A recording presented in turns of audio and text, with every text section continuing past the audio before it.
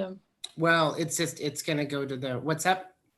Val in the minutes, she's going to do that entirely off the Zoom, correct? Off the, Yeah, she's not watching live with us. She's going to watch it later. all right, okay, just double check.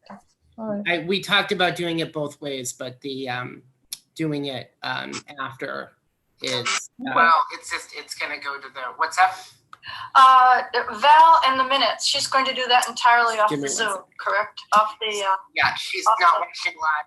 Sorry, I have to mute the YouTube because there's a slight delay. So you guys saw that. So it wasn't like you're not in the Twilight Zone. That's actually just okay. All right. So we're live on YouTube and ready to go. Okay, I'll call the meeting to order. It is 12:02 on the 20th of October. I will very quickly read Governor Baker's remote participation rules. Sorry to do this, to bore you again with this, but here it is. Pursuant to Governor Baker's March 12, 2020 orders suspending certain provisions of the open meeting law, GL 30, section 18, and the governor's March 15, 2020 order imposing strict limitation on the number of people that may gather in one place, this meeting of the Southborough Library Board of Trustees will be conducted via remote participation to the greatest extent possible. Specific information and the general guidelines for remote participation by members of the public and or parties with a right and or requirement to attend this meeting can be found on the Town of Southborough's website at southboroughtown.com. For this meeting, members of the public who wish to listen to the meeting may do so in the following manner: southboroughtown.com/remote meetings. No in-person attendance of members of the public will be permitted, but every effort will be made to ensure that the public can adequately access the proceedings in real time via technological means. In the event that we are unable to do so, despite best efforts, we will put on Southborough's website an audio or video recording, transcript, or other comprehensive record of proceedings as soon as possible after the meeting. All right, the meeting is now in session. Number one, agenda item review, approve the minutes of the September 25, 2020 meeting. Does everyone have it, and does anyone have any corrections or emendations? I have a correction. All righty. On the the second time she says Mary Bull, so it starts with life cycle of current invoice. She spells her name wrong. yeah, with a BOLSO. Yeah. Yeah. Good catch, Jane. I caught that too. And we need to spell the name Marguerite correctly. Yeah. You could do that, right? I have a question. I guess I just noticed it for this time, but in terms of the attendance, are we required to be listing the like the viewers of the Zoom? So if we were in person, we'd typically list anyone who came to watch the meeting. And I noticed that we weren't doing that for the Zoom meetings. I think last time Sam might have been the only one. Mr. Litt typically attends the meetings too live. So we actually don't know who's viewing it live on YouTube, and we don't know who's watching it later, but that's a good point, Kim. I don't believe that the boards and committees are required to list who's attending, but let me reach out to Jim Hegarty. I did briefly talk to him yesterday, but because it's they're doing the advanced voting stuff, it was like a very quick chat. So I will reach out to him though and just double check. I don't think there's anything to preclude who's attending. We could definitely, I think, list that at least from the Zoom when it's live. Yeah, I wanted to mention. Yeah, that's a good point. When the Board of Selectmen meets, they don't list everybody who attends, but maybe we should list everybody who comments or speaks in our meeting? I think the selectmen meeting sometimes has upwards of 20 or 30 people. So maybe that's why, Kim, maybe they don't have the capacity to list everybody. Generally, it's Selectman Stivers and Mr. Litt who attend our meetings. So I mean, unless they have an objection to being listed, which I don't know why they would. Mr. Litt just put something in the chat about it. He said, we're not required to list members of the public who attend. You're required to list members present and absent. Okay. Who did that? Mr. Litt. He's on top of this. He really is. Okay. Just put it there? What? He just wrote it in? No, yeah, in chat. He's listening. He's listening and watching. Oh boy, okay. He answered our question. Okay, so now you're probably going into the minutes for the next meeting, Tim, because you. Hey, I got one other change on the top of the second page. Yep. 1, 2, 3, fourth line down, just for the record, when it says Ekberg will attend the meeting on 10/8, that meeting did not occur, but it did occur on the 15th. Okay, So if you want to just change it 8 to 15. Yeah. well, do we want to do that? Because as of the meeting, it was the The 8th. meeting is, You're correct. yeah, You're correct. what happened in the meeting was we said you were going on the 8th, so. Okay. So we'll just leave it and then we'll change. All right. Okay, anybody else? Questions, comments? I did have one, the one to the third bullet point down on the second page. Where at the end of that third bullet point, the roof is funded primarily through capital funds. As I understand it, there's 2 roofs. One is the old building, one is the addition. And one roof is being funded by they're being funded by 2 different things. Am I right, Brian? No, it's one roof. It's just the part of the roof falls in the historic side, Yeah, and the roof was added on to during the addition, but they redid the roof during the 89 renovation. So I think the minutes did the best job of trying to. okay, with the word primarily? Okay. Yeah. All right, okay, then I move to accept the minutes as amended. How's that? I second. All right, we'll vote trustee Davis, Aye. trustee Ekberg, Aye. trustee Landry, aye, trustee Maney. You're muted. Okay, trustee Reagan, Hang on, I think Janet was trying to unmute. Janet, you're still mute. There you go. Oh, there you There you go. go. there we go. We're voting on Aye. accepting the minutes. Aye, okay, there we go. Trustee Reagan Aye. and trustee Astani. Aye. Okay, good, passed as amended. Number 2, reports and discussions, the director's report, Brian. So, but if it's okay, we have Mary Bolso, who's in Oh, okay, attendees. I'd like to skip ahead to the facade restoration all right. report, if that's okay, and then we'll circle back to the directors. Is Yep. everybody okay with that? Yes. Mary's been patiently waiting. So, thank you, Mary. I wasn't able to join before. All right. So we've had our kickoff meeting. The contractor is on site. As you can see, the front entrance is no longer accessible during this work. We did have a good finding under there. There was an unforeseen concrete footing that we discovered that will save some, let me put that on for you, that will save you guys some money. We're waiting for the engineers to approve the reuse of that footing and replacement of the bricks. There's some brick arches under there that support the main steps also. Those have deteriorated over time. That's a natural breakdown of the brick. But the concrete footing that we originally thought we were going to have to dig and replace, we do not. Oh, great. Yep. So secondly, the coping stones have been removed from the roof. Those are the stones that sit on top of the historical building parapets. The parapet is the piece of the wall that comes up higher than the roof to hide any mechanical units. If you watched old cowboy movies, that's where they used to hide. That's what the parapet is. So those have been removed. Some of the heavier ones are stored up on top, and some of the ones that were easily movable are stored down bottom to give the contractors more room to move around. So they're stored in the parking lot and they're caged off. That removal went well. We haven't discovered anything that we didn't expect up there yet. We also had the architect on site to do some mortar match to match the original mortar to make sure the new mortar, when they repoint, that's putting the mortar back between the bricks, is consistent with the historic masonry. So we're moving forward. We're hopeful that the roofer will be out there with some mock-ups by Thursday's meeting.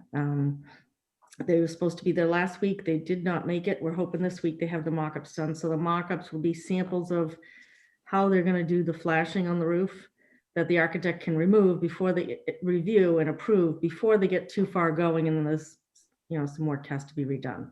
So we like to do that early on. Other than that, they've been, safety-wise, they've been removing the ladder every night so that, especially with Halloween time, no teenagers are trying to get on the roof. They clean up the area every night. So far, I think everything has been good. I don't know if you have had any concerns. Nope. And Ryan's been doing good. I know it's stressful. Everybody asking you what happened to the front lawn. But it's getting there. There have been actually, somebody offered to come do a pickup at the front stairs yesterday. And we said, you must not have been at the library recently. So, There are no front stairs. Yeah.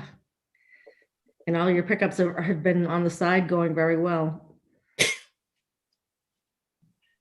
so we should mention that the first check-in meeting we had was delayed, and Janet had volunteered to come to that meeting. She was still able to attend, so thank you. And then Mr. Ekberg came to the meeting late last week too. So we had some trustee representation, which was good. So I don't know, Janet and David, if you want to talk about your impressions or if it was helpful to go to those or.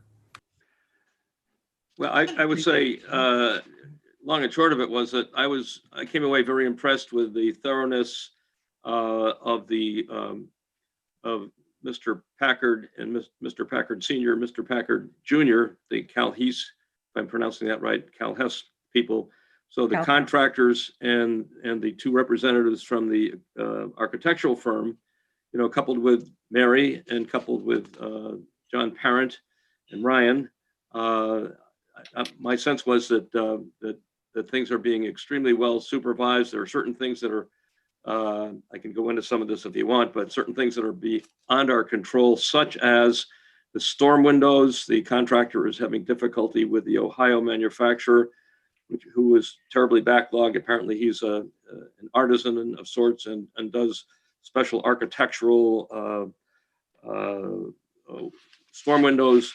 And that just cannot be avoided. It might be into January before we get those. But the project seems to be on schedule. I received, as did Ryan, as did Mary, a very extensive timeline prepared by the architects, which shows what has been done, what is underway, what will be done, what will be initiated, and when.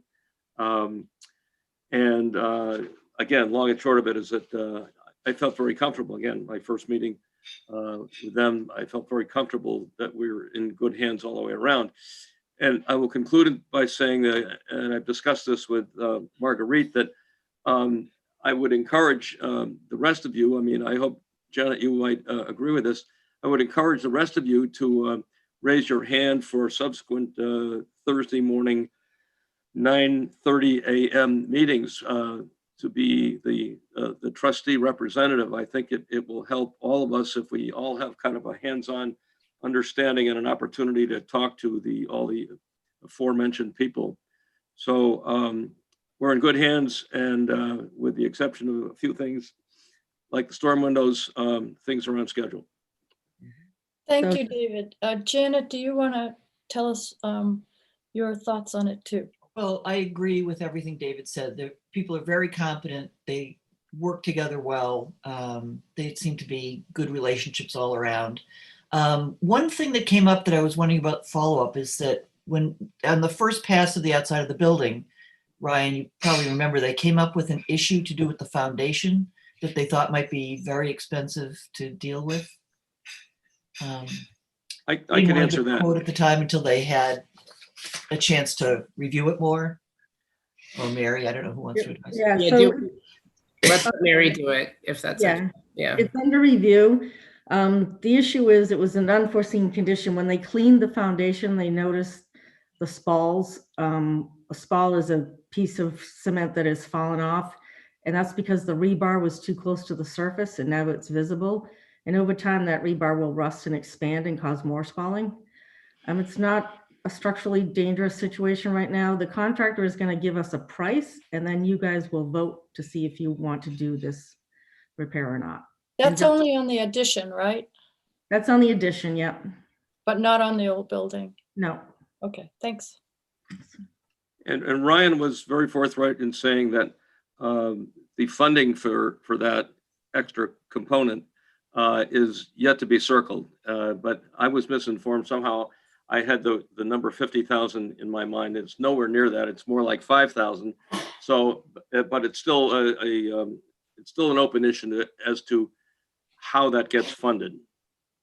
Is that correct, Ryan? And we don't have the final number yet. That, like Mary said, they're doing the investigation and they're going to get back. This isn't something where the building's going to fall down tomorrow. No. Have some lead time on this, and it's good that we found this issue now.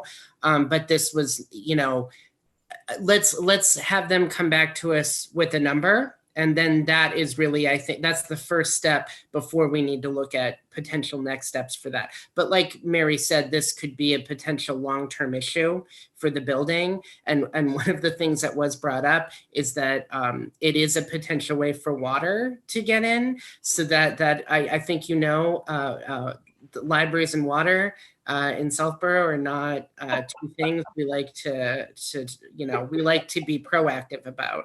So that's definitely something we're going to look at, and hopefully when Mary comes for a future update, we'll be able to give you guys more information. So David, you got that 50,000 number from me because that's what was discussed as a potential cost. Oh, okay. The morning I was there, but I don't know whether that was just thrown out as everyone was saying that they didn't know and they'd have to come back with a number, but 50,000 was the one that I heard. No? Yeah, I guess that was maybe some sort of maximum estimate or something. Okay. And it was definitely not, it doesn't look like as there's been more investigation that it's going to get into that amount of money. But again, this is conjecture and we don't actually know. We need them to come back. This is all the more reason why it's important for them to come back with an estimate and a scope of work. I just wanted to make sure there weren't two different things going on and I had the wrong one. Okay. Ryan and Mary, what's the status of the preservation restriction? Is that in the attorney's hands still, Ryan? Yeah, so we're waiting to hear back at this point from the Andrew Mills, the chair of the CPC, has requested a number of times what's sort of going on with the preservation restriction. So that's something we should probably have updates on as part of these meetings. And this is more of, I think, a me thing than a Mary thing. So I tried to draft one, and what we learned is that I can't write legal restriction documents. So although we were trying to explore whether or not the Massachusetts Historic Commission could hold it, the state agency, but they don't hold historic restrictions like this. So I think really the next step for us is getting a list of potential people who could hold this restriction and then what exactly that entails. So I know that I'm hoping to connect with Frederica Gillespie, who works for the CPC, and also Aldo was going to get me a list, and I heard from him a little over a week ago. So I'm waiting on some additional information, and then probably when we get to the step of who will hold the restriction, that's also going to be something that the board will have to make a decision about. So we're basically gathering more information at this point. We're trying to determine who would hold this preservation restriction and how it should read. Yeah, so based on, this is something that Freddie was kind of letting me know, is that based on who holds the restriction, that is really that helps to determine how the document is formed. So, Aldo will have to be involved in this. I know that he doesn't just work with the library, he works with all the town departments and he's got other responsibilities, but I am trying to just check in with him as often as possible and make sure there's forward momentum on this. Did he write the one for the Burnett House? I believe that he did, yes. And as I understand it, the Burnett House is interior and exterior of the building, but we would just be the exterior of part of the building. Would that make a difference in the price? I don't know what the price would be. I feel like I'm telling you guys a lot that I don't know prices, but that we don't know, I think, how much it would cost for someone to hold the restriction is going to be dependent on who that is and what they're doing. Yeah, So those are things we need to determine, right, Mary? Yeah, it's a slippery slope. Some organizations like Historic New England are going to want an endowment to hold it. That's why you're best if a local agency can hold it, either your local historic or I don't even know if CPC can hold it.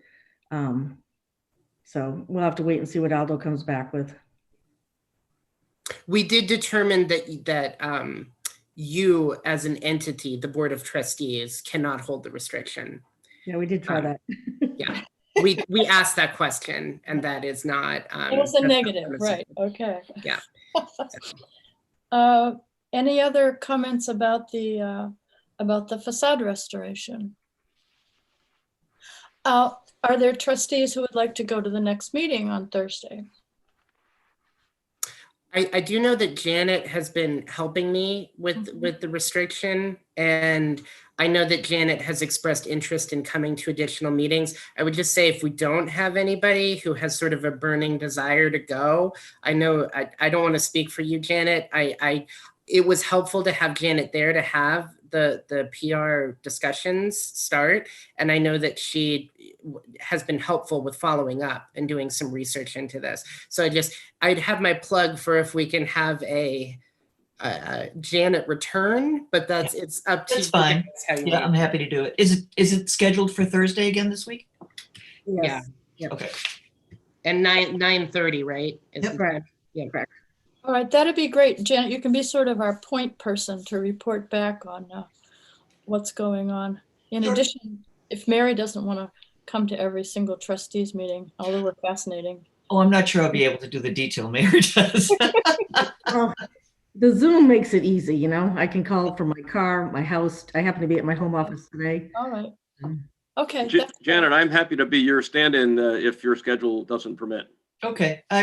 There's very little on my schedule, so. Okay. A wedding coming up. Thank you. Okay, I feel okay with that. Any other questions or comments? Is that okay with the rest of the board, though? We don't want to deny you the I think opportunity. Amy likes it, right? Yeah. Yeah, I'd like to go, but it's for the next few weeks, I have a conflict at that time, so. Yeah, I do too, so. The That's only great other, that- oh, sorry, Amy. Just gonna say it's great Janet can do it. There is I'll one. tell you, it's great not having kids in school these days. There's one more thing we should bring up, and I don't know, Jane, if the other Southburg gardeners have gotten in touch with you. There was concern because of the temperature drop. The gardeners had requested to empty the urns, the plants in the urns, but we actually have the staircase access sectioned off inside as well as outside, and it's been determined by the foreman that it isn't safe for anybody to be out there unless they're part of the construction crew. So we are going to, Mary and I are asking in the meetings each week, just to check in. And then as soon as we can give the gardeners access to get at the urns and then winterize them for the season, we will do that. But I did want to just sort of officially put that on the record for the meeting. Yeah, it's a concern if it goes below freezing, because there's moisture in there, and there's probably they could crack, which would be horrible. So and that was the concern that they raised with me, Jane.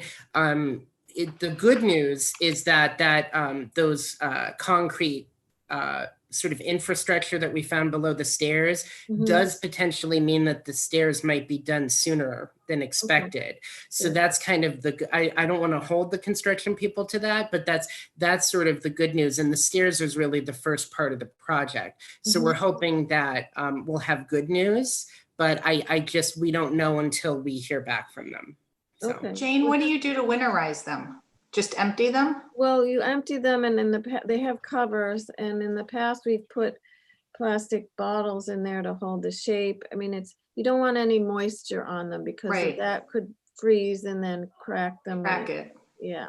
Okay. So I didn't know if there were any tubers that you guys were pulling out or anything. It's just basically, isn't no, it we have to possible to take get all some the people? plant material has to come out Yeah. because of moisture in them. So, yeah, no, they were expensive, so we're nervous. Oh, yeah. No, I get it. Anyway, thanks, Ryan. You just keep me informed. Ryan. Yep, I promise. We're going to have continued conversations about it. Mary was the first one in the last meeting to bring up the planters. So she is also on top of it. and Okay, she's aware. great. Probably dealt with planters before, Mary. Yeah, on roofs. Yeah. Okay, something to think about. Okay, any other questions about the facade situation, or shall we move on to the director's report? Okay, Mary, if you want to stay with us, that's fine. And if you got something else that is pressing on you, we'll see you next time. I think I will sign off and get ready for Thursday. All right, thank you. Thank you very much. Appreciate it a lot. Thank you, Okay, Mary, for coming. Thanks, Ryan. I feel we're in capable hands. Okay, director's report. Ryan. Okay, so the first thing, well, I should say, I mean, let me kind of jump ahead to the expense report. Are there any questions? Do you want to put it up? Ryan, the only thing we had talked about last time was to add some notes for the months where like a lot of the subscriptions happen. I mean, that's not critical to do, more just for the future. Sure. I was thinking, so I didn't, I know we had talked about that, and I was trying to come up with ideas on how I would do it. There is an area that I could write underneath in the different tabs on the expense report. So I could just add quick notes there. I do that sort of in a similar vein with the, like when we do subtractions from the grants or the state aid amounts, I kind of leave little notes about what exactly the amounts subtracted were. So I might just do the notes field there, if that's okay with you. Okay, yeah, whatever works for you. I think what I was thinking was like in the description field itself, like on dues, you could insert a note and just write a quick like, hey, we usually pay dues in June or July or whatever. But yeah, see how you feel doing your process, and whatever works, as long as this is just a question that kind of keeps coming up. So for future trustees, it would just be easier to have those quick notes somewhere more accessible. Kim, had you mentioned putting in some kind of a drop down under each of these sections? Did I remember that right? No, it's just adding a note to the cell so that you could just mouse over it and say like, hey, Yes, your dues are usually paid at this time of the year. Because the same question does come up over and over and over. Why is it so high this month and so low this time? And it seems like every year it's the same. It's the same questions about the same one. And Kim, maybe I'll just do both. I can duplicate the notes both in the cell field and either next to the amount or underneath, like the box. I just think I'm worried that some future trustees might not mouse over and might not realize that the note is there, like everybody here would. But if we end up getting a new board member on board, they might not think to do that. So let me try it both ways, and then I might just pick Kim's brain and see if Kim is happy, I'll be happy. That's what I'll say. Sounds good. Great. Okay. Ryan, next item. So we did everything with expenses is good so far. We usually do get some additional bills in January that are sort of recurring costs, things like the museum pass system Tix Keeper, and a couple of the database bills that are smaller. So I'm sort of anticipating those in the next couple months. We are going to, the other thing I should mention is that half the board was here when we were having a discussion about Hoopla a long time ago. And we talked about integrating, we had prepaid for Hoopla at the time, which is a digital platform. And the idea is that in the first year, we would see sort of how much it cost, right, per month, and then try to look at absorbing that into the budget. So this is from well over a year ago, we had this conversation that I'm kind of bringing back up. But it does look like the cost for Hoopla is going to be between $400 to $450 roughly per month. I have spoken with Pat and Kim about this. We do believe we can absorb that this year in the budget, which we were kind of anticipating anyway. So it looks like our prepaid amount, we did have a little bit of a pad where no one was using it when we first went live with Hoopla. And then, as you can imagine, in March, it became extremely popular, extremely fast. So we're probably gonna, if the projections are correct, we're gonna not have the prepaid amount available anymore starting in December. So December might be sort of a half month as we use the remainder amount, and then we'll start being charged, I think, the full amount in January. So that'll give us 6 months within this fiscal year at that cost. And that is something, again, I feel that we can absorb within the materials budget. So was the prepaid like to get you in? It was just the prepaid. So temporary? we didn't really budget for the platform. This was something the assistant director really pitched, and she was felt very strongly that the library should have, but we didn't budget for the amount. And then the way that Hoopla works is every time a patron checks out an item, there's a cost.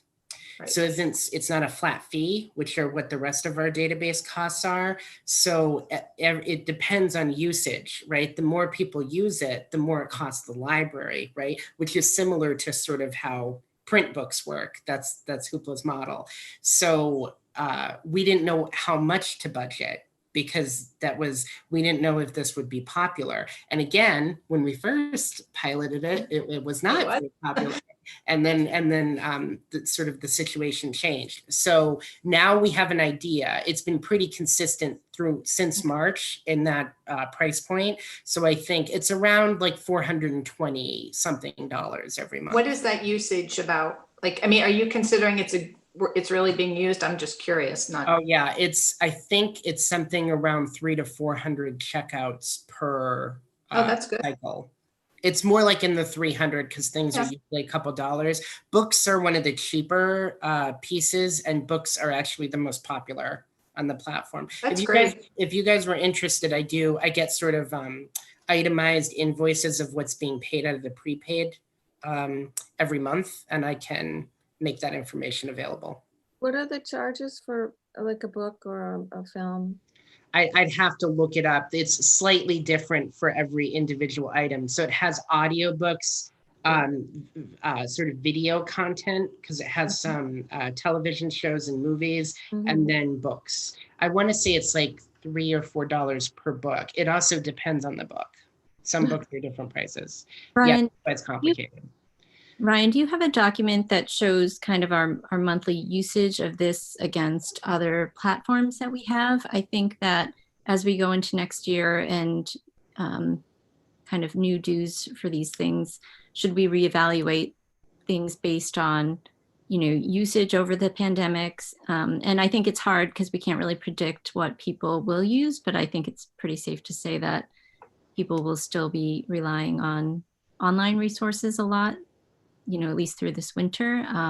Is that something worth looking at differently because of just the public health situation right now? I mean, I do think the digital platforms we do have, we should probably continue making an investment in, only because, again, I can't predict the future. People are definitely using our digital platforms now. Usage was higher, as you can imagine, this year than any other year on I think pretty much every platform. So we're really still continuing to highlight those and trying to market those as often as possible. Ryan, could you just refresh me on what they are besides Hoopla? Oh yeah, I have to go to a list because there's kind of a lot. And I also was going to say, while you look, give you minute, Ryan. I think like things that you didn't do before pandemic, like I didn't use like the shipping from like Target or something as often as I do now. And I think once you start seeing how convenient these things are, I don't think any of this will go back to pre-pandemic lows. I think people, now that they've found it and kind of been forced to use it, are like, hey, this is really convenient. So I don't think it'll go back to, almost negligible use, but that's just. So, I mean, one of the most popular resources, sort of oddly, is Freegal, which was something for 3 years we really struggled with trying to promote and getting people to use. And part of this was that Freegal relaxed their sort of policies. They went from allowing people to stream music 3 hours per week to allowing them to do it pretty much 24/7. So you can stream the music right now. And I think that's through December, and they may even extend that again. So really the platform was about downloading. Like that was why I like it, because you can download like MP3s per week. But what we found is that now, like, people who are working from home really love it as a streaming platform, like almost like their own sort of library Spotify, right? That's sort of feedback that I've gotten. And I would just say it would be harder for me to take that away from people now, because we did get calls. The day it got turned off, I got a call and somebody said, the music thing isn't working anymore. And I said, yeah, we couldn't pay for it, so we had to stop. So then like that patron even contacted me and was so happy it was back. But to Amy's point, I think like now people are shifting. We had so many people who were using the library in person and in print. And now we've sort of created almost a generation of users who are now using our online content, which again, was something that we always tried to promote and we struggled with as an organization. I don't think we're gonna have that challenge as much in the future. We're about to highlight 2 new resources that's in the director's report as well, that we purchased in conjunction with the Central Mass Library Advocates. And Kim Ivers and Kim Regan both took a look at the resources with me. And one is to help. It has live tutoring options for kids, and that's called Help Now. And then there's like a job help one for adults called Job Now. So those are new. You're gonna see information about that very soon. And we're excited to sort of offer those. But those are 2 sort of areas I think that we could have augmented in our own electronic resources. So those are 2, Marguerite, because you asked me for a list. We have Overdrive, which is available through the consortium, which has ebook and e-audio content. It has magazines too. How is that different from Libby? I keep getting routed from one to the other. So Libby and Overdrive are really the same thing. Libby was constructed because a lot of user groups, usability tests were showing that the Overdrive app was not intuitive enough for people. So Overdrive actually went back to square one. They created an app platform from scratch. And it was for people who sort of like the Apple generation, people who wanted to be moved through the initial steps of doing it. So the funny thing is there's this old guard like me, because I like learned how to use the Overdrive app for 10 years and I don't want to let that go. Like I'm a curmudgeon older person now, but younger people really like Libby, and people who start out for the first time really appreciate it, enjoy it too. It's also much easier to show kids how to check out an ebook on Libby. We've learned that. So it's the same thing. It's just 2 different apps that access the same resource. The company is called Overdrive. Okay. So we've got Friggle, Hoopla, Help Now, Job Now, Overdrive, AKA Libby. Yeah.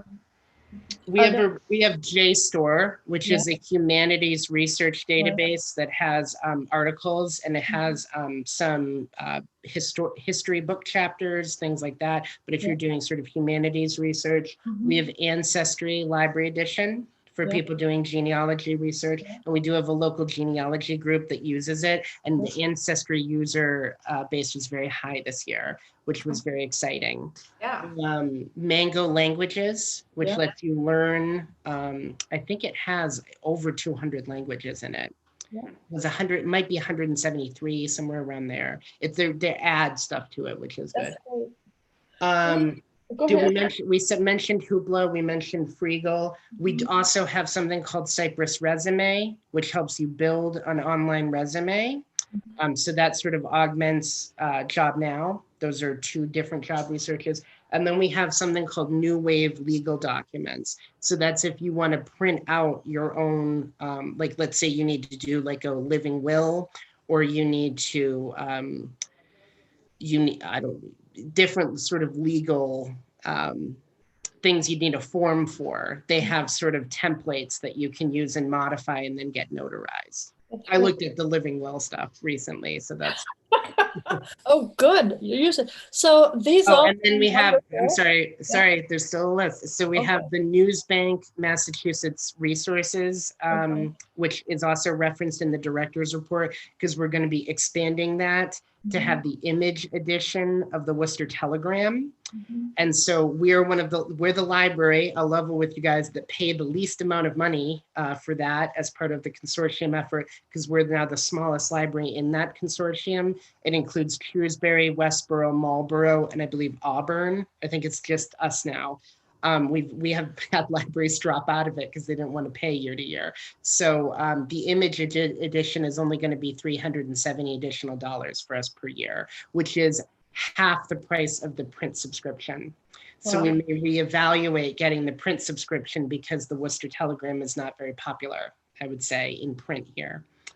And then what used to be called Reference USA was just recently rebranded as Reference Solutions.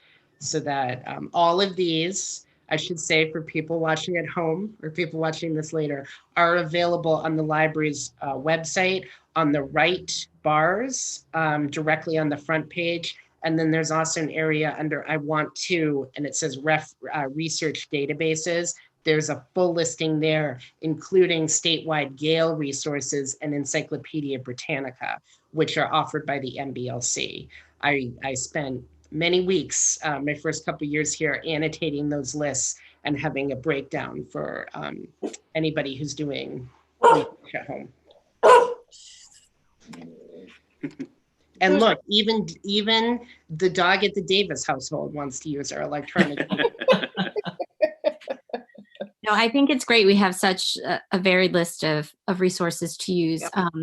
Do you have a document that kind of shows usage against cost? So this is something that we can monitor over time as it changes. And I know you already make decisions based on usage. I was just wondering if there was one central place that, anyone could look at just to understand, what's working better, what might need to be cut. I can start to develop that. I do have I just completed the ERIS document. So I have all the annual statistics. I do think it might be helpful as we start looking at integrating Hoopla into the budget to look at the monthly numbers so that we have an idea of what's being integrated. We also do, I should mention, we did up Hoopla checkouts to 12 checkouts per user because we had multiple requests to expand it during the initial shutdown. That was when the library was not able to offer curbside pickup. So again, I like to offer things and I don't necessarily like to take them away from people. I think you heard that from the Freegal discussion. So we haven't gone back to a lower checkout. I would say if we're looking at $400, $450 a month, I don't think that's necessary. The majority of our users, it does look like only check out a couple items. People are not going crazy and checking out 12 per month. So it's just nice, I think, to have that option. And it's nice if people are reading like a series, I think that they're able to read every book in that series. But that is definitely something I can work with staff members. Carol Logan started assisting me with statistics for programs. And as you can imagine, there's a lot less work to do there right now. So maybe we can start to develop sort of a system for promoting some electronic database usage data so that we can get that out there and we can start talking about justifying the costs. I would agree, Kim, that's a good idea. Promoting it more would be great. And if you need help with reporting, I'd be glad to help you with that as well. I'm probably going to take you up on that. So, so my question is, are there any other similar or equally desirable platforms out there that we might want to add, since we're all going to be having the new normal for at least through the spring. Out of strategic planning, because I always ask about electronic resources, because obviously I care about this. I spend a lot of time in this meeting talking about it already. I'm sorry, but we have gotten a couple requests for a platform called Canopy, and we were in the initial stages of investigating that. It's Canopy with a K, just like the Katie Canopy people, right? When we bought the tents from. So Canopy with a K, it's a digital platform. I think it's more marketed towards kids. I've heard libraries that have, some people love it, some people hate it. So I haven't played around with it at all. I was gonna kind of do a little bit of investigative work. And then if it's something that we might want, I mean, we definitely don't have it in the budget, but that's something maybe we could even look at state aid, or if we wanted to offer an additional You're one. saying Canopy with a C or a K? With a K. That's an entertainment app usually. Yeah, that's what it is. Is it, Okay. is it books, Amy? Do you know about it? Let's see. I've been on it before. I can tell you that I didn't find, it's movies. Movies, okay. And they tend to be, I couldn't find anything that anybody wanted to watch for the most part. I mean, there's a lot of documentaries. It's mostly stuff that people show in classrooms, is my understanding. Like I got it up. There's this Steve Jobs documentary, Sophie's Choice. So they have some of the real old ones. Roots. It's a lot of things from the History Channel. It looks like A&E. So that whole group of, A&E and history and all that group that has come together. A lot of their stuff, if that. I like to call that edutainment. Marx Brothers are on there, if that. But there's a lot of foreign ones. Actually, I sent it to my mother-in-law because she is Persian and can't find a lot of Persian language stuff. And I found her like a whole list of Persian language on here. The other thing I would recommend is one called Creative Bug. I know some other libraries have that, and my daughter really likes it. But you can get on, and they have thousands. If anybody likes crafting, but thousands of videos. I mean, from anything crafting you can imagine. And I think you get to download. Now I don't know what the library prescription. We bought the subscription, but you get to download, I think, 3 of the classes a month, something like that. And then you get to look at as many as you want. So if you want to look at, Japanese ink painting, you can just look at that, do the classes with a month while you're looking at it, and even next month. But you can download it and have it forever, or choose something else. But it provides a ton of things to keep your kids busy and yourself. It's all ages. I think in the past we've talked about Skillshare, which is a similar app to that. I think it looks like for Canopy, there's also a specific Canopy Kids section. Yes. So, I mean, I think it's good for us to be aware of all of these options, just so we can make sure that, the list that we're offering is what people will make the most use out of. Yeah, Skillshare seems to be wider, which is great too, from interior design to graphic basics and things like that at e-commerce, as opposed to just crafts. So I like that as one as well. I agree, Kim. Okay, so this sounds like a good thing to check out, Ryan, for us, maybe for the future. Yeah, I made a little list so I can start trying to do some investigative We're work. being Happy to flexible help you if you want. Right. Anyway, okay, so good. Moving on, I guess. Where are we now in the director's report? Oh, so here's a weird thing that kind of came up, is the sign. So I mentioned the sign that got broke, the first one, the white one.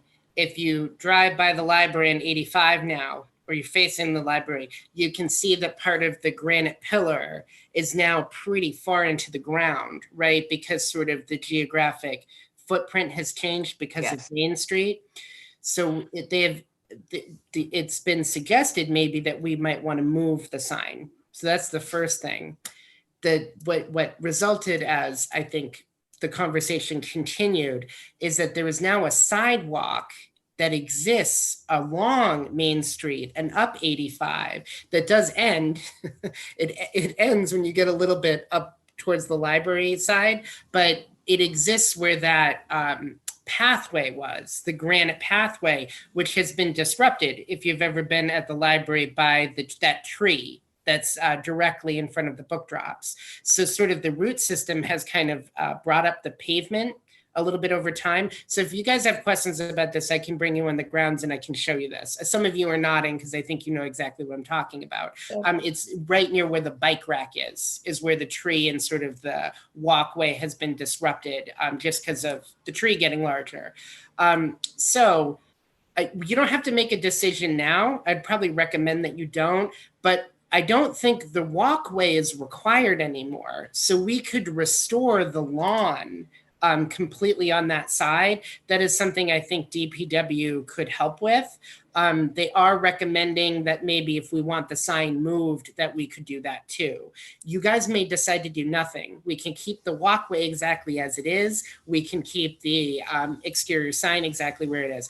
I will say that with the sign where it is now and that jut, that it's very unlikely a truck or anything else is going to park out there. So I would assume that it would be it might even be more secure. One could make the argument, but I think the DPW superintendent was like, the sign looks odd now. I still think it's where it was. You see it when you're driving down 85, which was the initial intention. But if you guys want to revisit this, we can. You can talk now, but if you guys want me to revisit this or want to give me something to say to DPW, I'd be happy to pass that along. Well, what was the original intent for that diagonal pathway? So there was no sidewalk along the street. It's been there forever. It's been there since forever. So I think the sign looks a little bit in the wrong place right now, but I think it would be hasty to move it until the whole facade restoration project is done and we know what we're looking at. Okay. So I just say wait until that's done and then visit the sign again. You're also doing continued construction along 85. So I don't know if this was like a time sensitive thing, like because the Main Street people are here, they would help. Maybe not. I don't know. I'd have to circle back. I would say I'm leaning towards maybe recommending not to move it at this point either. I feel like we just got it fixed. The other part of it is, where is the pipe underneath that's going in? That's going. Oh, no. And it's that is where underneath the pavement.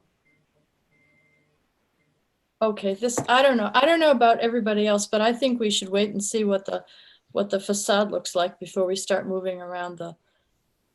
I agree with you. I think we should just wait. Everything looks odd now. It's all dug up.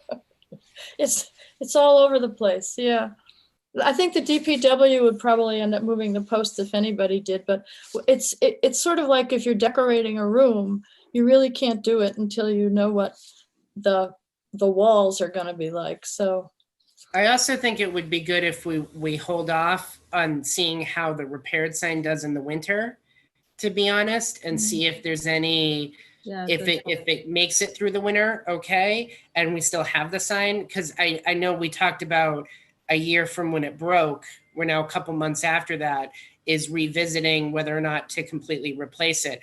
I think the sign looks great with the repair. I don't think a lot of people even knew it was broken now. So, you know, I know we spent a lot of time in that meeting talking about the broken sign. So, you know, it obviously we'd have to do something if it breaks again, or if the winter causes an issue. So, you know, the grass has gone up around the sign. The sign is now looks lower than it did before. Just on one of the sides. Just on the, so if you're facing it out here, like you're where the library's parking lot entrance is, it's on the left side. Okay. So can I just say, in the interest of time, because I know everybody has stuff they need to get done, that we sort of table this until next meeting? Is that okay? That sounds great. All right. We'll table the sign. All right. So Ryan, back to you. The programming stuff is pretty self-explanatory. I don't know if I said that we were a grand prize winner for the Boston Bruins summer reading. So I had entered statistics on their website and they picked us. So Kim is now going to run a raffle for the child needs to be between 5 to 7 years old, but they're going to win a prize to go meet the Bruins and high five them before a game. So that's pretty exciting. So Kim is working on it. She's doing some promotion stuff. I'm working, Jane and I met with Kate Donovan, no relation, from Blackstone Valley Veggie Gardens. And we were talking about some virtual programs. We're also just generally talking about the front garden area of the library. So the Eagle Scout did complete the installation of the beds, but now we're sort of looking at the next steps. We did just receive the LSTA money for the grant. I think it was yesterday. So we can now start spending that money. So. Great. What about the EMS system? There is an issue, I guess, with getting some of the parts. They've been delayed because of COVID. So we are waiting to hear back and establish a time frame for installation. John is trying to check in with them as often as possible. So is the boiler and the heating and cooling running? It just doesn't have EMS? Okay. Yes, it just is still using the mechanical switches. Okay, got it. So we still have heat, we still have cooling. It just is not being controlled with the new system that John wanted installed. Okay. Which I think he was hoping to complete over the summer. So he's doing his best with working with the vendors that have long lead times. It's similar with the storm window issue with the facade restoration, is we're kind of on some other people's schedules right now, which is obviously delayed. Yeah, I think the supply chain thing is way slowed down for just about everything. So and then John has the facilities team working on a number of different projects in a number of different buildings. We are on the docket for getting the upstairs circulation desk plexiglass. We have completed some of the plexiglass for the children's room, but Kim has given some feedback that before people come in, we'd like to make that a little bit more secure. So I met with John last week. We talked about a way just to sort of, the glass is pretty heavy, but it's very long on one side, and that was Kim's concern. So he's going to put sort of like a clamp on the side, which we think will strengthen it. So I would say we're probably about maybe like 85% ready for people to be back in the children's room. We are not ready at all upstairs. So maybe that's a nice segue into the reopening discussion. The reopening, yep. When are we reopening again? TBD. Yes. I don't know if you guys want to have feedback. It was, if you've been following the news and what's been going on, we are one of the many communities now in Massachusetts that's a red community. So the potential risk of infection and transmission of COVID is higher based on our population. So Framingham is now in its 8th week. That was part of our concern going Marlborough too has been red for a while. Yeah, it's Hudson. It's a number of communities that are near us. So we're kind of right on the border, but it started to become like a cluster of towns around us. Yeah. So, Emily and I are looking at this. We know people from some of these communities would potentially use the library too. We're probably going to keep curbside pickup going in the same format as it has been into November. And then when it gets really cold and really dark, we're looking at moving the service inside into the front hallway. At that point, if the children's room is ready to go, I would like to, it'll probably be next month. We'll probably have that amount of time so that I can come back and talk about what the rough plan will be. But since the plexiglass is installed downstairs, I can start looking at having Kim and I make appointments for people to utilize the children's room. We are looking at what other libraries have been doing generally. We'll have specified times that these appointments can be made.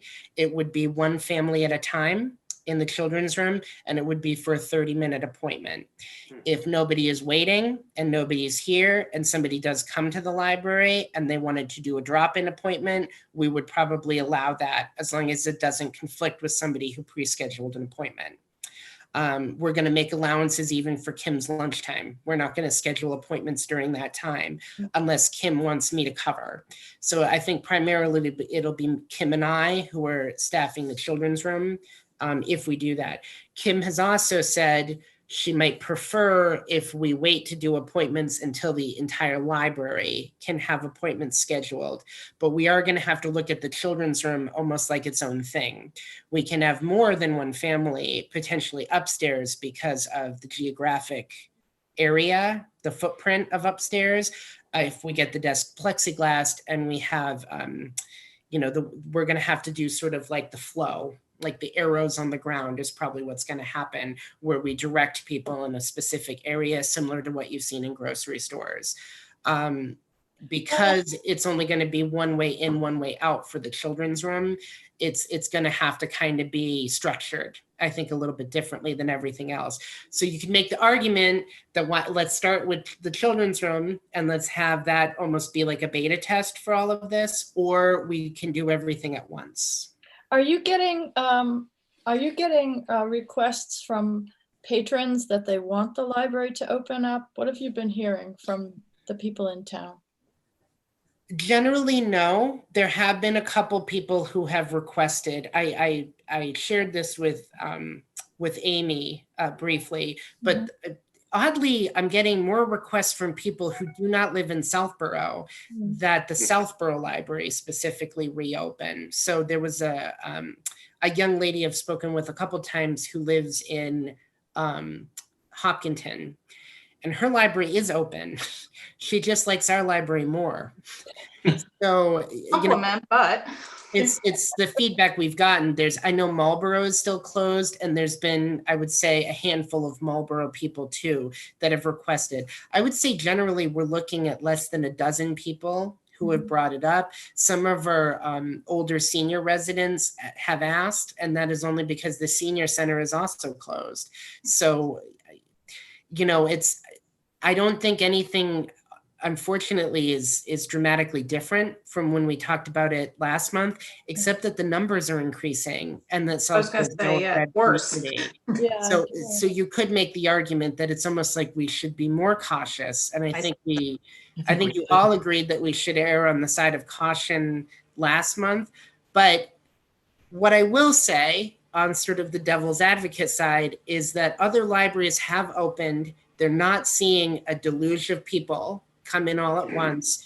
It's been very structured, very manageable. And I've talked a lot with Paula in Ashland because she opened, I think, sort of in advance of everybody, and it's been pretty successful for them. So, I'm willing to try something once we get into November, and even if it's just scheduling appointments for people in the children's room. I do think if, with the nature of school being hybrid, and in some cases the kids are all remote, I do like the idea of kids having access to the library if they need it, even if it is just to browse. I mean, we're talking about 30-minute browsing appointments. That's really, because we still are coming up with how exactly we'd circulate books if we're not supposed to be touching anything. Well, that was my question. There was a new research that came out that said it is lingering much longer on things like books and DVDs than was previously thought. But what is that's data that should potentially make us pause. Yeah, public health nurse. My other question was, what does the staff think about opening, since they're the Yeah, exactly. You know, I think Kim and I are eager to start seeing patrons come back in. It's been an odd several months with no people at all. And I think if we're not talking about unlocking the doors is the other thing. We're talking about a limited opening where we would be scheduling by appointment only. And that is really, that was helpful to have that conversation with Paula and Ashland, because they schedule the appointments and then they go to the door and they let people in. So that is really, I think, what we'd be looking at primarily as a model, at least at first. Not while the town's red though, right? Not while the town's red. And one thing that I've shared with people is that no other town building is open to the public. Right. The townhouse is still seeing people by appointment only, but you have to call and you have to schedule that with the specific department that you're looking at. I mean, if somebody needs to talk to me, I'll make myself available. And I know a few of you have come into the library with masks. If you have to sign paperwork or if you're coming in for a meeting, like Janet and David did with the facade restoration. So, you know, people have complied with what we've done, but I mean, while we're a red community, I think we shouldn't talk about reopening. When Westboro reopened, they did it as part of a coordinated effort with all town departments reopening. So the other thing that I'm waiting for is feedback from the town administrator to see if town offices are going to open back up again. I think initially the library and the senior center, not in that order maybe, the senior center and the library were identified as two of the more at-risk facilities because we serve an older population. So my question to you is, should we be the department that talks about opening up before everybody else? If initially we were looked at as one of the most at-risk facilities, there's an argument to be said that maybe we shouldn't be. But I think the goal, I'm talking a lot, but the goal has to be eventually reopening. Well, of course. But I think while we're red and the towns around us are red, we're just, you know, I think that's unfair to the staff and the people who do. I mean, you know, not everybody uses common sense. So I know you guys are dying to have people back. I think it must, I sent you a text saying, I think it must be awful to have an empty library, but you guys have been doing an amazing job getting services to people. I have heard nothing but rave reviews about you guys, and you deserve it. So I don't think the press to be open is as important. I mean, like you said, you haven't got a ton. I think a lot of people, their knee jerk is to ask that, when's it going to open, kind of as a salutatory opening with you guys, because that's what you do and they know it's important to you. And you've mostly got them from out of town or the town people who are, it sounds like, more upset that like everything's closed, period, not just libraries, in my thinking. So the browsing experience, which is so wonderful, is now going to have to be available online for at least a couple months longer, So, and I didn't really answer your question, Marguerite. You know, I don't feel comfortable probably speaking for every staff member that works here, but I would be lying to you and I would be misrepresenting the staff, I think, if I said that they're not still concerned. And I would say that concern and that anxiety did rise once we sort of got that red designation. I saw people being more careful. Again, I mean, that's all good. People should be being careful here anyway, but it reminded us all that, you know, you hear this talk about, well, we might be going into a surge or a phase 2. We never left phase 1. That's what all the medical experts say, is that we only are seeing sort of, it never went back down to baseline. We were always sort of in trouble, and now things are getting, I think, not massively, but things are going back up. And that should make us pause. Yes, I think as things in the state have gotten worse, I mean, the only thing that's really changed is that things have opened up. Exactly. So it really doesn't doesn't indicate that that's a great idea right now. Exactly. So, And we're offering new digital platforms. We're going to expand access to the Worcester Telegram soon. So we're looking at how we can continue offering services digitally and remotely as often as possible. How did did you end up doing the SCF funded online painting thing yet? No, that's in November. Okay, I just was curious how some of the online things are going and whether it's worth continuing. So we're going to take a break from the craft program. Yeah, I know you for a little bit. We noticed that the numbers went down pretty significantly when school started. So we still have kids who are doing it, and we do have 2 more. We have a gingerbread house, a haunted gingerbread house that's happening in October, which I think it's already full. I'm excited because I was going to do it if there was space, but no. And there's going to be a cornucopia paint party. That's right before Thanksgiving, so kids can make a centerpiece if they want. For I was just wondering, like during like the winter break and things like that, if it would be worth offering even something simple, you know. We are going to be doing the Creative Writing Club again because we had a couple of requests to bring that back. We did it over the summer, and then we are looking at restarting. I think Janet reminded me that I should have been kind of looking at this, but I talked with the staff member who was leading the virtual book club, and we're looking at restarting that because we took a break once we started having the staff all come back together for their full week. And I think there's been a desire to restart that from some of the patrons who participated. So we're looking at a different model for that. The other thing Go ahead.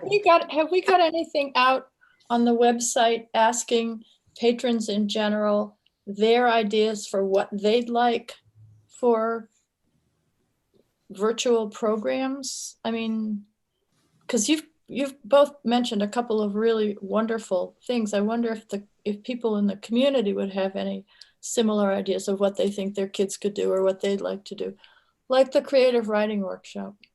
We could do that. I mean, Kim's gotten a lot of feedback that people are enjoying the fact that we're actually doing in-person programs. And I will say we're one of the only area libraries doing that. At one point, we were the only area library doing that. So we're doing socially distanced. The kids come with masks. We've done story time, and we've done preschool yoga programs. So those have only sort of grown in popularity. But now with the weather shifting away, we're not going to be able to offer those anymore. I mean, Marguerite, I'm happy to maybe construct like a little mini survey and ask people what they would like to see. But part of the reason why the craft programs are ending, Amy, is because we're running out of funding for them. I know. And we did make the decision to actually decrease our program budget when we had to make the cuts for this year. Well, that's what the Friends of the Library are for. They should be helping fund some of those things, I would think. The other thing I was going to suggest was the thing that Mandy did, we may be able to pull off inexpensively. She did the repurposing old books, and I've been seeing you've been giving away books, and maybe you could do some kind of craft with that, like, you know, where kids and adults do one of those crafts. I don't know how much Mandy is per session, but if we can provide the supplies, it may be something that you could do during Christmas or something like that. I know that was, at least with the kids I know, they really liked, besides cutting books, which pained my daughter terribly, it was a very popular thing. It seemed to be popular. Just a thought. So when I saw you giving out free books. Ryan, where are you giving away books? I heard that too, the bags of books. Well, yeah, so sorry, it wasn't in the director's report. We've had a number of discards because when we first had the shutdown and staff came back, we're looking for projects to engage them. So we did a lot of weeding. And then Kim has kind of continued sort of as a background project, weeding some of the elements of the children's room. So we do that every year as sort of a standard thing. But then at Heritage Day, we're able to sell those books for the book sale. We didn't have the option this year. So we started doing, we kind of structured them almost as trick or treat bags. Oh, they're cute.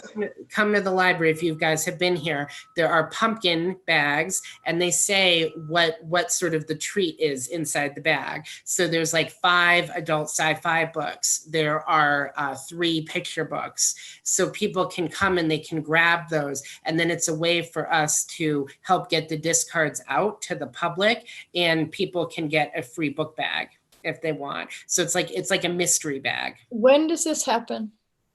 It's been happening for the last like 2 weeks. Okay, so We're putting anybody it can at just the come up to the curbside. library and grab a bag? If someone, We have them outside right now. We left some out overnight a couple of times, but we can't predict the weather if it's going to rain. So we generally we have them available during curbside pickup hours. But that's And to be 16 clear, they have the pumpkin on them and nobody's name, right, Ryan? They say free. Yes. Do not take a bag with somebody's name. No, Only that's a no-no. That's Just a want to make sure. Okay, well, listen, I hate to move this on, but I will. I think the discussion of the youth services / teen librarian position is going to be tabled. Am I right? Yes. So Janet gave me some very helpful feedback. And I also was going to touch base with Vanessa about one of the issues. And I have not gotten a chance to. So in some of the language that the town gives us to put in the description. So I will say one of the things that we're looking at is we probably won't call the position young adult librarian. Initially when I had pitched this a while ago, I had talked about calling it youth services librarian. And that was really with the idea that they could help out in teen, they could help out in children's some of the time too. So they could assist Kim. We could also just call it teen librarian, which is because we named it the teen room. So this would, be the librarian that would kind of be assigned to the room. And we also want to specify, I will say the other big aim of modifying the description was to make the education clear. Because there was sort of an either or, and it was a little bit unclear. We do want the person to have a master's of library science as part of the position. So we're going to clarify that. So you were clarifying young adult because you didn't want it to seem that you only want young adults to apply? Was that the problem? Well, the word young in job descriptions is problematic in general. Yeah, I can see that. Okay, so you'll come back to us, maybe you and Janet, with a job description at a later meeting? Is that where we are? Yeah, we might. I mean, there's no, we have time before we would engage with the personnel board on getting this into the SAP. And honestly, I don't even think it needs to sort of go in the SAP next year. So we could have a longer lead time on this. This is long-term planning. I just put it on the agenda so that we could give you guys an update. And Janet did give me feedback right away. I just haven't been able to go back to the job description. Okay. So it's still on my plan, and I still want to revisit that at a later date. So okay, I'm going to have Janet probably take another look at it. All right. Okay. Thank you.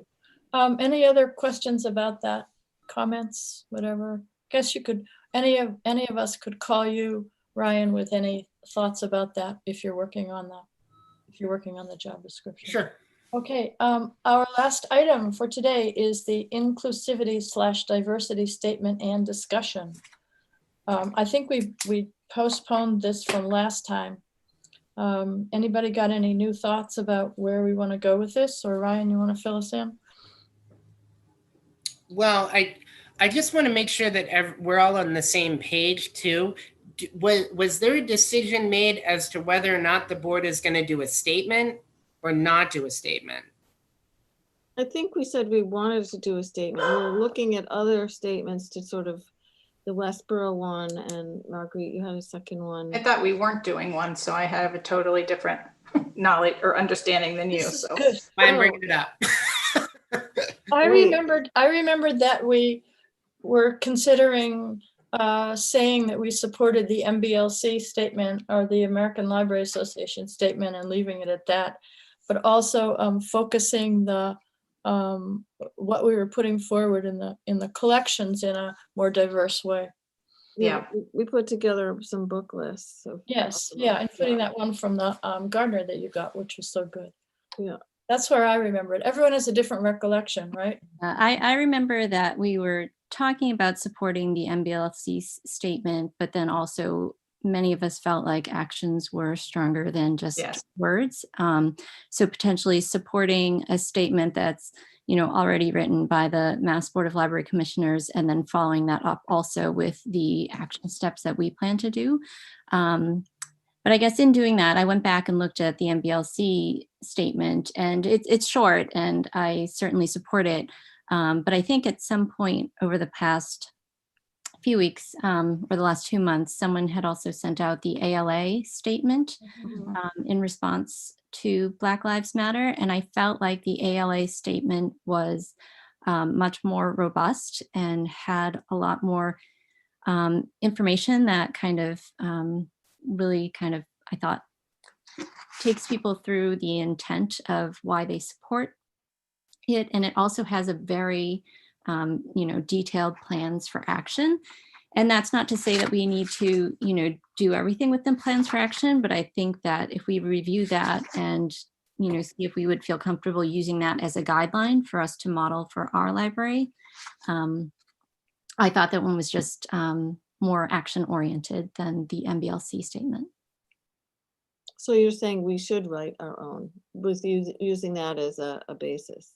No, I mean, I think we should support both the ALA statement and the MBLC statement. But I've realized at this point, you all will probably want to go back and read the ALA one. I think someone had sent it out as a link at some point. Marguerite did. Yeah, Yeah. Margaret did. I sent them both out. What I would like to avoid, if possible, is reinventing the wheel in having to create another statement when we've already got one that's good and the ALA statement, which is even more detailed. And I think since we don't have infinite energy as a board, it might behoove us to move into making the program of action materialize in the library rather than, because I've been involved in writing Black Lives Matter statements for various organizations, and it's very difficult. It's very, very difficult to get anything reasonable without spending probably 100 hours to do it. There's so many variables, and you don't want to offend this, and how can I say this because I'm blah, blah, blah, blah. So I would say if someone else has done the wonderful work of creating those two statements, then I would feel comfortable supporting those. And I would think that we would, and I think Ryan has already started with the library, look for ways to implement what the ALA is suggesting, because I think their statement was wonderful. I do think that the schools, and I don't have a lot of information, but are looking at some sort of social justice effort or push. I don't know what to call it, but I think They interested. have a committee to evaluate and So I would just say, like, sort of getting on Marguerite's train of not reinventing the wheel.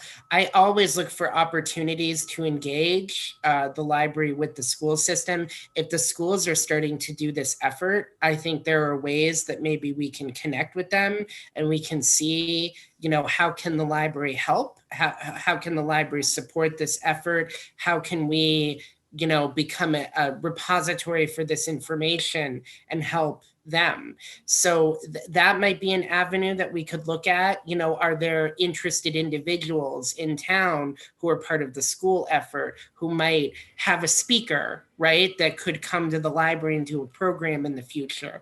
I've thought about different ways to connect the community. So maybe it's not necessarily the library doing its own thing, but how do we look at these groups that are doing some of this work and how do we better integrate them? How do we maybe connect them with each other so that, again, this work and this effort is not being duplicated? that makes a lot of sense. Do you want me to reach out to the head of the task force that's doing that? Sure. Do you want to reach out? What do you want to, I don't mind. I'm involved in school stuff, so. Didn't even know it was a task force until you just said it. So I feel like I'm happy to have you make the initial contact, Sure. Amy, and then if you just want to connect us and have me. CC you on too, so you're aware of what we're doing. Okay. Is that okay with the rest of the board, though, that we go that route? Okay. I'll just touch base and see if there's a way maybe we can support them, if that makes sense to you guys. Or if you have other wording you'd prefer, just kind of a first touch, we're here. I think mentioning that the library trustees have had continued discussions, this is something that's important to you guys as a group, I know. and that you're looking for opportunities to engage with other organizations and other efforts in town to support Okay. this. Yes, so we want to facilitate more discussion with our book collection and with anything else we can produce to help out. Great. I'll take care of that. Kim, were you going to say something? Yeah. Well, no, I think that's great that we're already kind of moving along with that. But I guess, Marguerite, to your point of not reinventing the wheel with rewriting a statement, if we do support ALA and MBLC statements, what do we do? Do we post that on the website? Is there a spot you were thinking of, Ryan, to put that there? Do we need to vote on this? What's the procedure for that? I don't think you guys need to vote on anything. I think if you want me to put, like, I can work with Marguerite on some sort of short thing, and then maybe we link to the statements and we make that part of the website. I'd be happy to work on that. Is everybody comfortable with that? Putting in a sentence or two and then the links to both? Yep. Yes. Okay, all right, sounds like a good plan. And I just want to make sure Mr. Ekberg is happy, because he's the one who, I feel like we've spent so many meetings and so much time revisiting this when you just asked a simple question, right? But I think these discussions were useful and helpful. Yes. So. I created a monster. No, I just want to make sure but it's a you're good happy with how we all landed, right? Yeah. So. You created good trouble, David. Good trouble. That's right. Anyway, so I think that's it. Do we have any other business which shall properly come before the board for today? Marguerite, I think Mr. Litt put a comment in the chat that I'm not sure anybody has seen. Oh, I can read it for him, I guess, if that's okay. It's from Tim Litt. Do you have access to funding designated for expenses incurred due to the pandemic? That's a PPP, the payroll protection for the staff. Are you tracking those expenses in case special funding becomes available? I can answer that. So the cleaning supplies that the library has received have come out of the facilities budget. So we put in a facilities ticket. The facilities department provides those. And the other one is the payroll protection, the triple P, the payroll protection. Where's that personal protective? No, No, I that's think it's- PPE. So he wanted to know about, I'm sorry, I didn't read it well. PPP, the payroll protection, I think that is. Is that what you meant, Mr. Litt?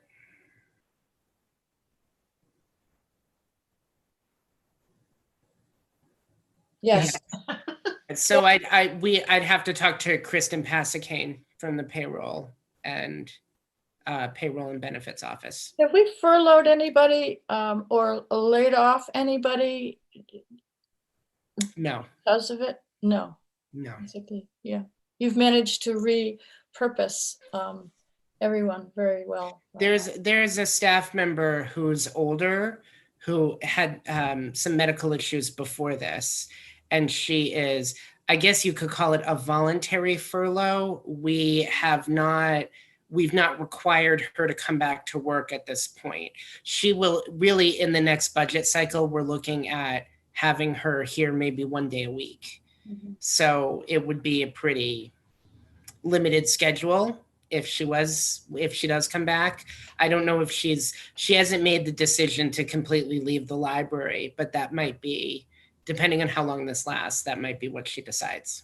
So Tim, thank you for the questions. They were really good ones. And I think when all of this started, I think the trustees were very dedicated to the idea of protecting the staff in every way that we could. So thank you for asking that question. We're trying. I will reach out to Kristen about the payroll protection issue. Anyway, so there we are. Other comments or questions? I think the only big thing that we didn't talk about was the next year's budget. So I'm starting work on that. Obviously, there's going to be a lot more that we talk about with that. we have not gotten, really the big thing is we haven't gotten our assessment yet from CW Mars. So I can't construct what our consortium amount is going to be until I get that information. They don't have to, I think there's an early November meeting. They don't have to give me the information until then. They have like some sort of thing in Does their it vary bio. widely? Does it vary widely? No, it'll probably be pretty consistent with last year. A lot of what's happening is now when state funding does get cut or diminishes, it sometimes takes a year or two for local municipal groups to catch up.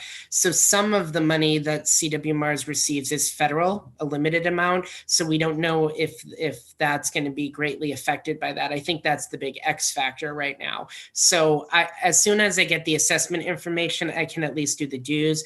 Brian has asked us, Brian Ballantine, the finance director for the town, has asked us to put together an initial budget with a 2.5 percent increase for staff members. So I can at least start work on the staff side. And then really, I mean, we'll have more discussions about this, but some of the smaller line items, I would look at level funding for the next year. So that's similar to what we did when we had to reduce the FY21 budget. We had talked about doing some new initiatives. The big one was programming. We probably will put in for the same amount of program money next year as we reduced this year. So that's $800. You know, 800 is not a significant amount of money. We've already used some of that to pay the vendor for the preschool yoga classes. So we'll probably do more of those in the spring, or maybe things will be great and we can do regular programs again. I like to be optimistic, but there might be other opportunities to do outdoor programs when there's nicer weather. So we would look at that potentiality. So, you know, I don't want to take away professional development money or travel money completely. We had talked about increasing some of those line items. It's another message, Marguerite.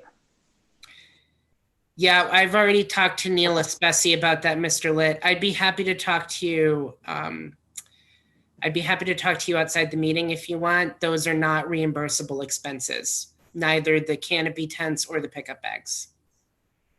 Go ahead. Just the question that came in from Tim Litt was, you might be able to attribute the tent pickup bags to the pandemic. I wouldn't be shy about other expenses. That was the question, to which Ryan provided the answer. Yeah, we were able to get a sanitizer that the library purchased in April. I think that came, it was in April. It came in June. We're able to submit that for reimbursable expenses to the town. That was, I think, the only bill last year. The pickup bags are not considered integral to the operation of the library. I know. They're not, though. I know. They're not. Outside, I'm curious, did you, how's it going with the Boy Scout Eagle thing, Grant, whatever he? Well, that's what we met about with the botanist, Kate Donovan. Partly what to do with those, how to plant them, what's the timeline on it? I was just curious. Well, not till next spring. I mean, Okay. we're not going to plant things now, particularly until the construction. So, just His curious. portion is done. He's complete. He created the beds and installed them. That was his project. So now we're going to use some of the garden grant money to put some soil in and to look at what we would plant in them. So we're going to take the next steps. So I hope it's okay. I don't think we talked about that in the last board meeting, but I did reach out to Jane, who she has spent significant time helping out with gardens at the library already. And she was very helpful in the meeting I had with Kate. So I'd like to continue sort of picking her brain. And she had brought up some really good issues on irrigation that I'm going to circle back with DPW about and see how we can better get water to the. So the whole front lawn, basically, with the flower box, the flower beds, the boxes, or whatever, the vegetable beds, whatever, the two signs, the benches with the bricks on the brick walk, the the macadam walk that goes up to the library, which is a shortcut, which will probably go, that whole area is gonna need redesign at some point when the facade is done, which is gonna be fun, Jane. Yeah. I Thank you think for your help, I think Jane. I think the overriding point is we need to wait on a lot of this Yeah. till all that construction equipment is, the facade, Main Street, it's Of just gonna course. be, and once it's finished, then we can sit back and say, that's what I thought about the sign too. Let's just leave it where it is and Mhm. hope it doesn't Yeah. get run over again. And, and then, when the dust settles, we'll have the time and we can see what we're working with. Yes, We have and until next September to spend the grant money, September 20. That's what I was, Yeah, so So we're I gonna- knew that was going to be your next question, Amy. So we have a lot of lead time, and I think Kate and Jane and I, even I'll fess up, we're a little excited about this, and we talked about maybe even doing something a little bit in advance of that. But the spring is probably the best time frame, especially with all the construction out there. So we're gonna have a whole new outside. That'll be really nice. yeah, it'll be fun. Lots of stuff. The bike rack is also something that's been there since forever. And it's I've never seen a bike in it. it gets I used. have, yeah, I Yeah, have. it gets used. All I right. will say, not to horrify you guys, but there was discussions about maybe fencing in the garden, depending on what we decide to plant there. So we would talk to you guys about that if we end up going that route. That But would be because of animals coming in, because it would be upsetting to those tending the garden to come over.